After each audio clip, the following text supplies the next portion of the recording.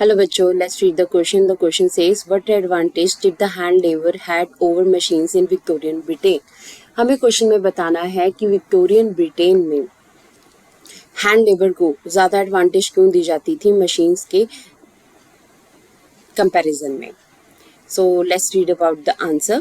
Answer says, in Britain, industrialization spread, but there is a great demand of handmade products. देखिए Britain में जो है industrialisation spread हुआ, but उसके बावजूद जो है क्या हुआ कि यहाँ पर हैंडमेड प्रोडक्ट्स की काफ़ी ज़्यादा वैल्यू थी.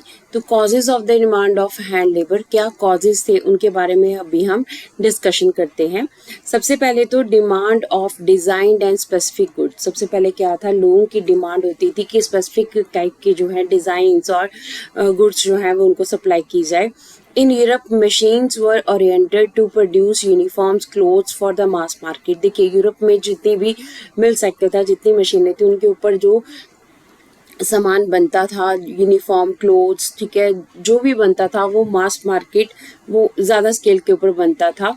But there was a demand of intricate designs and specific shapes. ठीक है, अब मशीनों के ऊपर जो सामान बनता था वो इतना ज़्यादा अट्रैक्टिव नहीं होता था, इतना ज़्यादा डिज़ाइन उनमें नहीं होते थे. तो प्रॉपरली स्पेसिफिक शेप्स वगैरह के लिए क्या था, हैंडलूम से जो बनी हुई चीज़ें हैं, हाथों से बनी हुई चीज़ें, उनको प्रेफर किया जाता था. तो हैंड लेबर जो है वॉज प्रेफर्ड, हैंड लेबर को प्रेफर किया जाता था.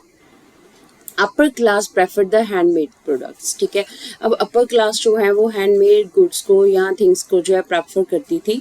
क्यों? हैंडमेड प्रोडक्ट्स जो है came to symbolise the refinement and class. जो हैंडमेड प्रोडक्ट्स थे वो किस चीज़ को सिंबलाइज कर रहे थे, वो सिंबलाइज कर रहे थे सोसाइटी को और रिफाइनमेंट को, कि बहुत अच्छे तरीके से तराश कर जो है चीज़ें बनाई गई हैं.